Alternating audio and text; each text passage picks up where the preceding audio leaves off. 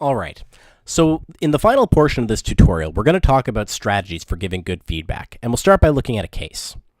So imagine it's July, and you're observing a brand new PGY1 take a history. Now, this is a really enthusiastic, hard-working resident. They've done a good job on some other cases, and you can tell they're a little bit nervous.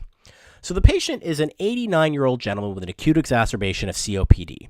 And walking into the room, right off the bat, the resident doesn't wash his hands. And he starts taking the history, and you notice the resident is asking a lot of irrelevant questions. And suddenly, during the interview, the patient expresses a strong interest in, quote, giving up and focusing in on comfort only. The resident, however, doesn't really acknowledge this and just continues the interview without really exploring that statement any further or answering any of the related questions that the patient brings up. And because of this, you need to step in. So when it's all done, you step out of the room, you open up the EPA form, and now it's time for feedback. Now, there are a number of things you could mention. You had to step in, so it's clear things didn't go well. But how do you articulate your feedback in a way that's going to help this resident improve? Where do you start?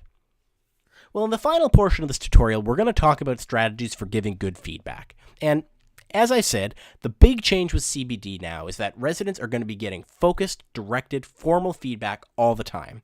And as a senior resident, it's part of your job to do this. You're going to be expected to coach the junior learners on your team to be better doctors. That's easier said than done, though. Meaningful feedback can be uncomfortable. Think about your own experience getting feedback. Has there ever been a time that you got negative feedback and reacted negatively to it? Why did you react negatively? Well, maybe you knew it was true and were disappointed. But maybe you didn't think the person evaluating you saw you at the right time. Or maybe you didn't agree with the person's assessment. Maybe you felt the evaluator wasn't credible. Getting information that conflicts with how you see yourself can be very uncomfortable. And the natural impulse for a lot of people can be to make an excuse for why that feedback can be ignored. Most people do this some of the time. And you might say, well, that's not really my problem. People can do what they want with the feedback I give them. But it really is your problem. Part of your job as a senior is to coach the junior learners. And being a coach isn't just giving feedback and walking away. The reason we're giving feedback is because we want our learners to get better. So since giving feedback can be uncomfortable, there are these methods to soften the blow, so to speak. Now, the classic method, the one you're probably most familiar with, is the feedback sandwich. And this method is usually pretty transparent and pretty crude, and we don't generally recommend it. A method that's evidence-based and validated with physicians is the R2C2 method. So basically, R2C2 is an acronym for the 4 stages of a structured routine for giving feedback. And the idea is to really put the learner in control and frame the feedback as data that the learner can use to improve themselves. So we're going to talk about each of these stages in detail, but basically you start by building a rapport, you deliver the feedback, then you assess their emotional gut response or their reaction, then you make sure they understand the data you've given them or the content, and then you work together, come up with a plan to improve, and coach them. So we've provided a reference if you want to read more about the original development and validation of this model. And there's also been a follow-up work done specifically with residents. In this presentation, we've adapted the model specifically for use on bedside encounters and EPA assessments. And in this module, I'm going to talk about how to give feedback using this model, and also provide you with some other tips from the literature on how to make your feedback more useful. As we go through in detail, some of this may sound like stuff you're doing already, which is great. I imagine most of you are doing some of this already, but I hope that this will help you put labels on the different stages of feedback so that you can consistently do it well. So, if you're going to be providing feedback for someone, you should start the process before you even walk into the room. The first stage of the R2C2 model is developing a relationship or a rapport with the person you're giving feedback to. And basically, this is just setting up the teacher-student relationship and putting it into context. So some ways you might consider building this relationship would be setting up expectations before you even observe the learner. And then, after you've observed them and are about to give feedback, you might want to ask their opinion of how things went. So for instance, you might just set out the plan. So before you do a direct observation, you might tell the learner, all right, I'm going to want you to do a history, then I'm going to leave the room, and then we can talk about it after. Or you can maybe assess what their goals are. So what are they hoping to get out of the rotation? Is there anything specific they want feedback on? Then, after the interaction, when you sit down and give the feedback, before you dive in, you might want to say something like, so how do you think that went? Or, so what do you think went well? And what do you think could be improved? These are all ways that you can develop this initial rapport.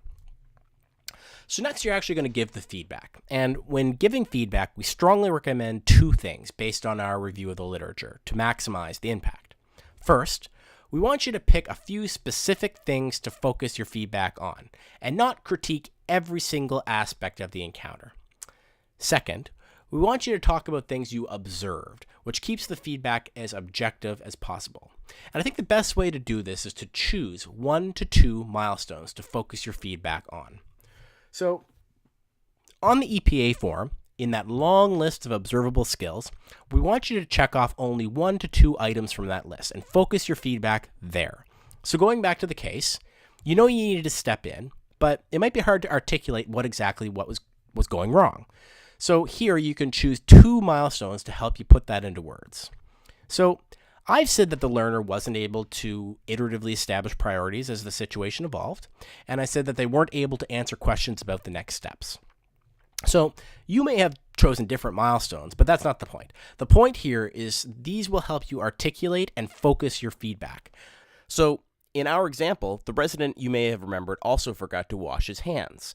But in the big scheme of things, there are more important issues to address at this point in time. So we're going to select milestones that help us focus on those issues, and the issue of washing his hands may become an issue on a future EPA. So now that feedback has been given, the remainder of the interaction is about setting the learner up for positive change. So once you've told the learner how they did, the first reaction is going to be an emotional one, the gut reaction. And the next stage allows the learner a moment to air those feelings, so they can be in the right mindset for the subsequent stages of feedback. So the goal is basically just to get their emotional reaction. You might say something like, all right, so how does my assessment compare with how you thought you were doing? Was there anything surprising? You could also say, so is there anything surprising there? Tell me your thoughts. Or you might say, so that's a bit at odds with how you said you thought things went. How do you feel about that? Just something to allow the resident to acknowledge their emotional reaction. Now, it's important to show some empathy when you're providing feedback. Hearing you're not doing well kind of sucks. So you may need to acknowledge that before moving on. So phrases that you could use if the resident has a negative reaction could be something like, I've definitely seen other residents stumble a bit with this, and it's always tough when your senior has to step in, but you'll get there. Or, I get the impression you're trying to do your best, which I think makes it harder when you're not hitting the mark. Or, we're going to work together on this. Let's talk about how to do better next time. Something to acknowledge that they're having a negative response to your feedback. So now that you've aired out this emotional response, it's time to get into the details. And you need to make sure the learner understands the data you've just given them. So this is the point where you might ask something like, so was there anything in there that didn't make sense? Or is there anything you need clarification on? Or you could ask something along the lines of, so what do you think should be the big take-home points there? And this really gets the learner to start reflecting on how they did and leads to the final stage, which is coaching for change. So the point of an EPA assessment isn't just evaluation. It's an opportunity for you to give some pointers and make the person you're evaluating better. And the final stage of R2C2 is coaching. So you can start by opening it up to the resident. Ask them how they think they can improve. Here, you can refer to the milestones you checked off. Maybe that will help prompt them or give them some ideas. But ultimately, you do need to take on the role of coach and help them come up with a plan. Now, if it's a knowledge deficit, you might recommend a resource to read. If it was an awkward communication, you might offer up some sample phrases you found helpful. Or maybe if the plan was disorganized in parts, then you might offer up an overall approach to try. So, as you're coming up with this plan, you might ask questions to help suss out the details. So something like, what are 1 to 2 things you could do immediately? Or what are going to be your priorities for improvement? These are basically just questions you can ask to make sure that the plan is going to be realistic and actionable. Something else you might ask would be, what resources are you going to use? Or can you think of what might get in the way? Or maybe, do you think that this piece of your plan is achievable? Basically, we want you to make a realistic plan for improvement, and this is somewhat analogous to making a plan with a patient to achieve a specific health goal. The idea is that you want to make it as realistic and achievable as possible. So now, after all that, the next stage is documenting the encounter. So EPA evaluations are definitely going to require some extra work. There's no question about that. But eventually, the goal that we have is to have more useful evaluations. And this means we might be able to do away with the ITER. So for EPAs to work, we're asking that you really include comments that are going to be detailed enough to help the competency committee make a good longitudinal assessment. So when you fill in the feedback section of an EPA, we want you to include specifics, and we want you to include the plan that you came up with to improve. So in terms of specifics, instead of saying something like, this was a very empathetic resident, you might want to improve something more specific. So you could say, for example, the plan reflected a good understanding of the patient's perspective. Or maybe the resident did a good job navigating a difficult goals of care discussion.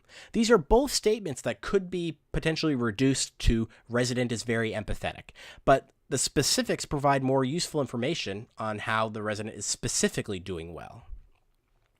Or maybe for a resident who you felt didn't have a really good management plan, you might want to be a bit more specific and say, on this case, the resident's plan omitted a few critical steps. Or maybe the resident's plan showed an excellent understanding of the guidelines, however, was very unrealistic for this patient's goals of care. Again, both of these statements could be reduced to required help with the plan, but they reflect very different sorts of deficits, and that's helpful for the competency committee when looking at a longitudinal assessment. Now, after you've included specifics for your assessment, we really do want you to also include the plan. Now, it's one thing to come up with a plan, but it's another thing to carry it out. And EPAs allow the competency committee to track progress. So for example, if a learner you're working with says they're going to work on becoming more organized in their plans, and on the next 3 blocks, they keep getting feedback on their EPAs that their plans are disorganized, then this is an issue that needs to be tracked. So when you complete your EPAs, we want you to put in 1 to 2 sentences explaining what the plan was for improvement. And this will help the competency committee, again, track progress over time. So to summarize everything we talked about, to provide good feedback during your EPA evaluations, first, you want to develop a rapport, and then you want to deliver feedback focusing in on 1 to 2 milestones. Then, we want you to ask questions to assess their emotional response, and then ask questions to make sure that the resident is very clear on the feedback content. After that, we want you to work with the resident to make a plan going forward, help coach them for change. And then on the EPA form, we want you to document the specifics of your assessment and make sure that the assessment and plan is clear to the competency committee so that we can see the trend over time and eventually phase out assessments like the ITER. So I hope this feedback tutorial has been helpful for you, and I hope that it's given you some good tips for providing feedback. If you do have any questions, feel free to get in touch with me. My email is green@dal.ca.